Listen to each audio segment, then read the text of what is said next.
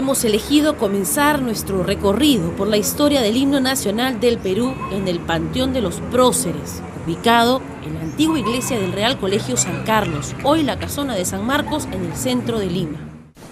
Cada paso dado resuena con el eco de las botas de los soldados del Ejército Libertador, las montoneras patriotas y los protagonistas de revueltas fallidas que se enfrentaron a la corona española en la búsqueda de una soberanía autónoma. En este espacio cubierto de mármol y murales del pintor indigenista peruano José Sabogal, se presta homenaje a nuestros héroes de la patria. Desde los precursores de la independencia como Túpac Amaru II y Micaela Bastidas, hasta los gestores de la emancipación, alrededor de 40 años después, como José de San Martín, Simón Bolívar y Guillermo Miller. Debajo de todo, al lado de la cripta de nada menos que Lúzar de Junín, presidente constitucional y abolicionista de la esclavitud en el Perú, Ramón Castilla, podemos encontrar los restos de dos personajes tan importantes para la gesta de la independencia como cualquier otro prócer. Dos hombres que contribuyeron con su música y letra a resumir la identidad política del territorio peruano en una canción. En el Panteón de los Próceres, atrás mío, se encuentran los restos de los autores del himno nacional del Perú. José Bernardo Alcedo compuso la melodía de la Marcha Mayor, como se conoció en 1821. José de la Torre Ugarte compuso la letra, incluso participó del cabildo en el que se firmó el Acta de Independencia del Perú. Y ese mismo año, en 1821, fue nombrado oficial mayor del Ministerio de Guerra. El contexto en el que Bernardo Alcedo y José de la Torre Ugarte crearon la música y letra del himno es descrito por los historiadores como uno de gran estrés frente a un cambio de timón en el tipo de gobierno, pero también como un momento de gran emoción ante las oportunidades que ofrecía la independencia. El virreinato más importante de América, es decir, el Perú, estaba decidiendo su destino, es decir, si seguir confiando en una monarquía y la emoción de mucha gente que tal vez entendía que era momento de un cambio. Según las tradiciones de Ricardo Palma, en agosto de 1821, una semana después de la declaratoria de la independencia, José de San Martín publicó en la Gaceta del Gobierno la primera convocatoria del concurso para elegir la letra y música de la canción nacional. Que es la convocatoria muy seria, porque es una convocatoria que está hecha por el protectorado, por el gobierno, ¿no? Que ni siquiera postula un premio, o sea, no hay dinero de por medio, no hay una condecoración, una medalla. Lo único que se dice es convocamos a las personas interesadas, a los músicos y a los poetas, para que puedan presentar una marcha nacional, para que pueda representar pues lo mejor de los ideales de la libertad, ¿no? Entonces, así es el contexto, y se presentan 6 músicos, lo cual es una cosa muy exitosa para ese momento de crisis, ¿no? Se habrían presentado en total 7 composiciones realizadas por 6 músicos, 2 de ellas de autoría de Bernardo Alcedo. Ante los apretados plazos de la convocatoria, Alcedo debió adaptar una composición para una liturgia a la letra de un poema de José de la Torre Ugarte. La melodía tampoco la compuso, hasta donde podemos saber, de manera expresa para la letra del himno. Él tomó una melodía que ya tenía compuesta para algún oficio religioso, creo que era una salve, y adaptó esa música a las letras de don José de la Torre Ugarte. Finalmente se escogió la composición de Bernardo Alcedo y José de la Torre Ugarte, y el 23 de septiembre de 1821 se tocó por primera vez.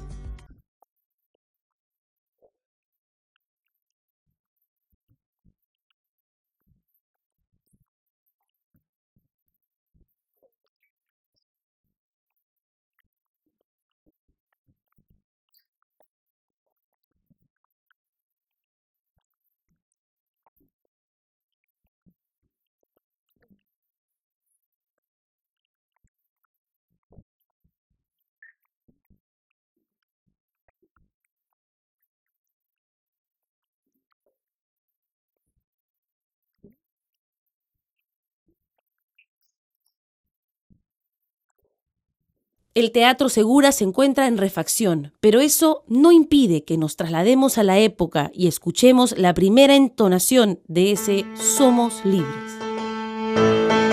Somos libres,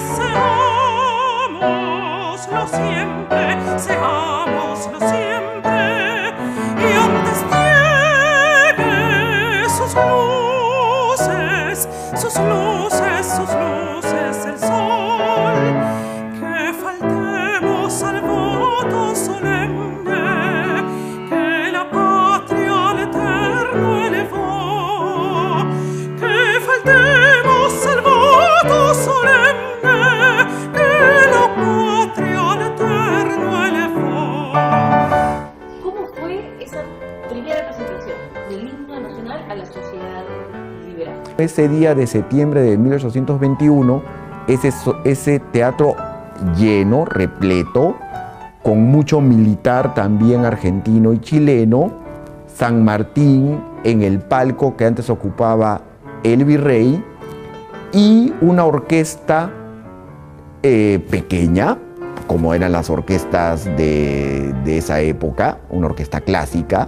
El relato de la Gaceta Oficial, o sea, el periódico oficial, quien relata pues que el himno fue cantado con emoción, sobre todo lo dice así por el bello sexo, es decir, refiriéndose a las mujeres, y que había causado tal impacto que tuvo que repetirse 3 veces. Entonces sí fue un momento, al parecer, emocionante, ¿no? Una canción emocionante para una época de grandes cambios y oportunidades, especialmente para los autores del himno.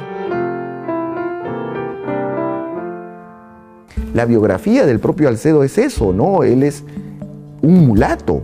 Él es hijo de una negra con un blanco. Habían artistas, como músicos como el propio Alcedo, o poetas como el autor de la letra del himno, José de la Torre Ugarte, que era un burócrata de clase media para abajo y que justamente también entendía que la independencia podía resultarles muy bien.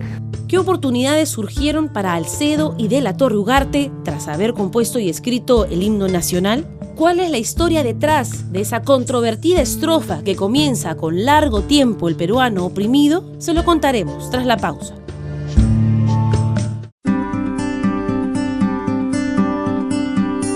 Este conjunto documental está acompañado de un grabado, ¿no?, de Bernardo Alcedo, ¿no?, un grabado original, ¿no?, de época del autor. En el Museo de Arqueología, Antropología e Historia del Perú, el encargado de la unidad de archivo, Alex Ortega, nos muestra una ilustración del único retrato del músico de origen mulato que en la era colonial debió dedicarse a la música, al no poder concretar sus aspiraciones de pertenecer a una orden religiosa. Recibió su instrucción musical en el convento de San Agustín. No pudo tomar los hábitos por su condición de mulato. Ingresó a la orden de los dominicos, pero tampoco profesó y se acabó dedicando a la música. Participó muy entusiasta, esto lo corroboran su correspondencia y todos los biógrafos que han escrito sobre él, muy entusiasmado con la convocatoria para una canción nacional. De hecho, ganó el concurso y en todo caso se dedicó enteramente a la vida musical cuando se fue a Chile, porque fue más de 40 años maestro de capilla de la Catedral de Chile, que ya para el siglo XIX era una catedral importante. La música del himno nacional habría sido compuesta al estilo de una ópera, de acuerdo a la moda de la época, aunque no existen partituras tan antiguas que puedan constatarlo de forma directa. Se sabe que él escuchó unas canciones y dijo, esta es la buena, ¿no? Pero esa versión no existe, no tenemos una versión filológica del himno que hubiera pervivido a través de los tiempos. ¿A qué se refiere con una versión filológica? Un texto fijado en pauta, en partitura, en una época en la que escribir música era ya una norma común y corriente.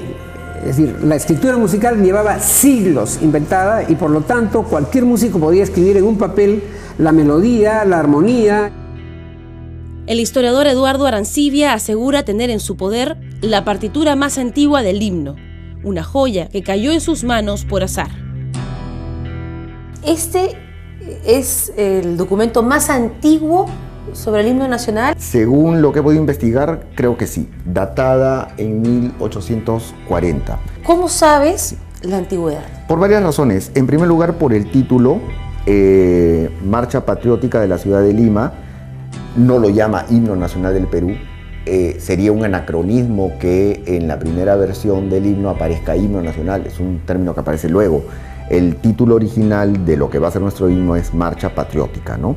Luego me encontré pues con este manuscrito en un papel pentagramado y cómo se descubre la antigüedad por un dato que felizmente estaba y que es un dato decisivo. La compañía impresora de papel, que es Enright and Fitch, que es una compañía londinense que imprimía papel pentagramado también para copiar música, y que buscando en los archivos ingleses se sabe que esa compañía solo funcionó entre 1840 y 1845. ¿Y cómo sabes que se trata del himno nacional?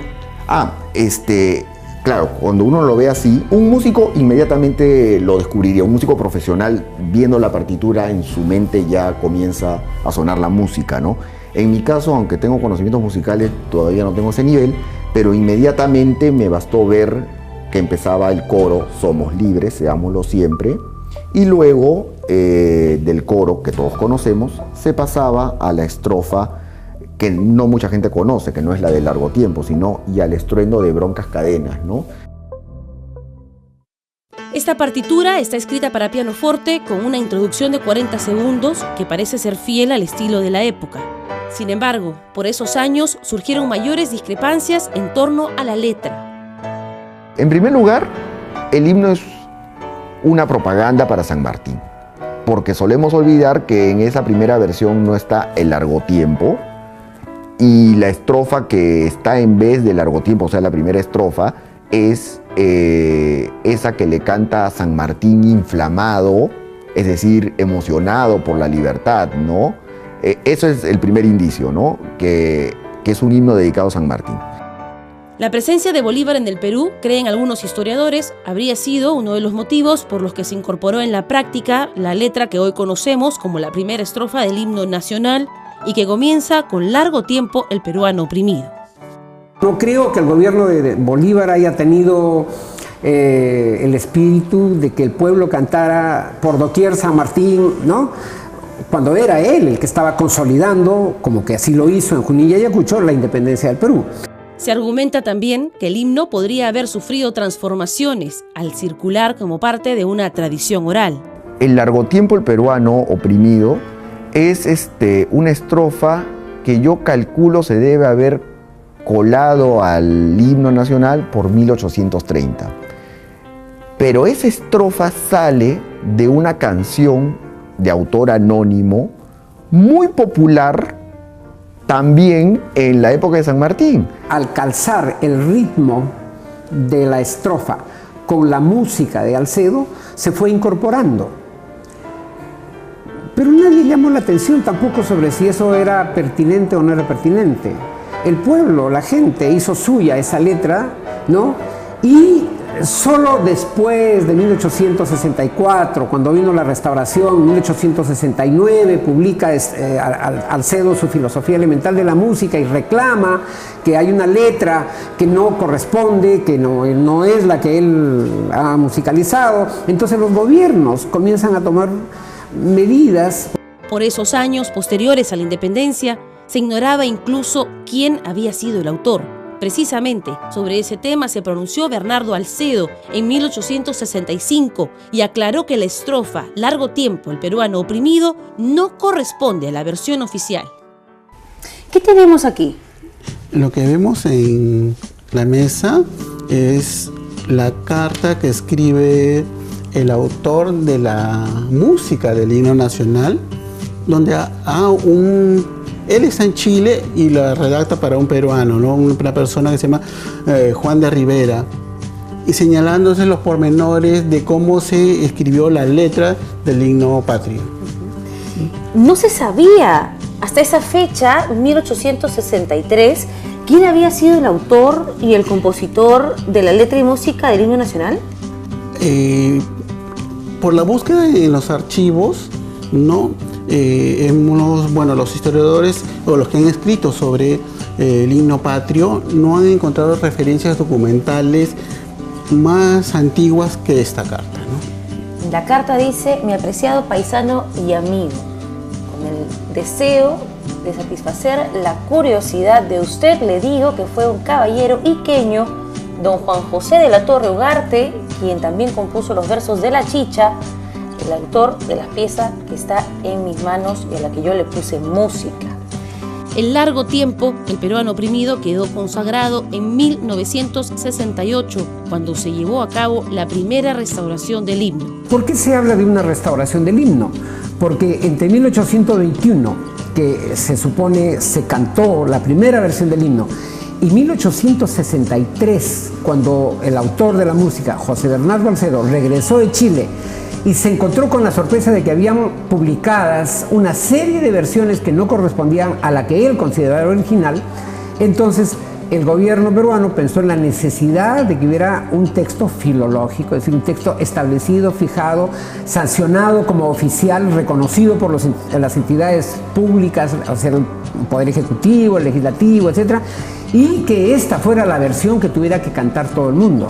La torre alemana en el Parque Universitario fue un regalo de la comunidad germánica en el Perú para conmemorar el centenario de la independencia peruana en 1921. Todos los días, a las 12 del mediodía y a las 6 de la tarde, las campanadas suenan al ritmo del himno nacional del Perú.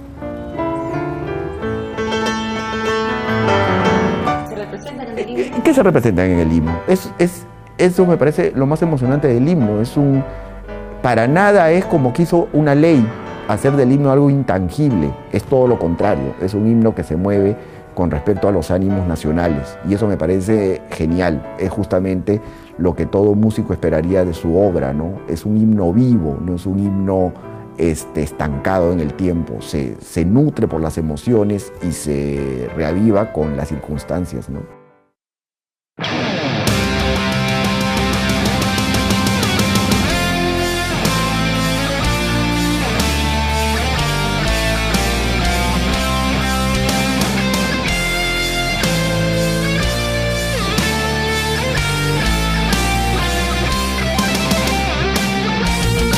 Los símbolos patrios, y en especial el himno, al margen de su uso oficial, hoy son reinterpretados por los peruanos según mande su corazón.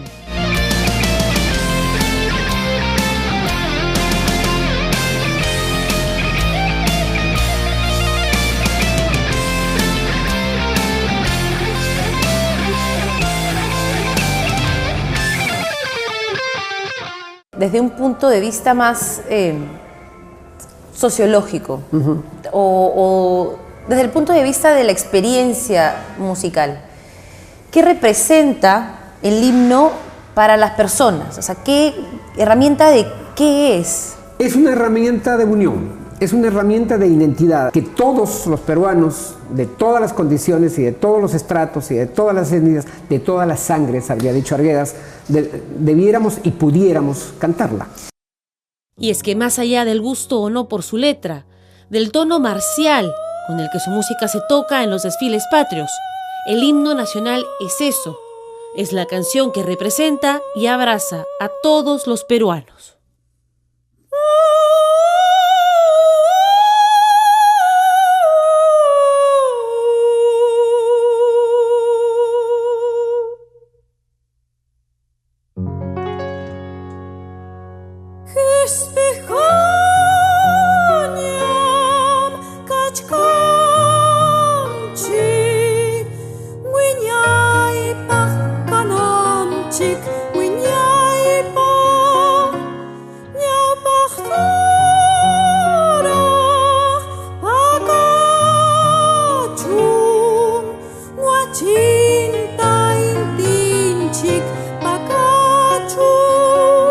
Saya su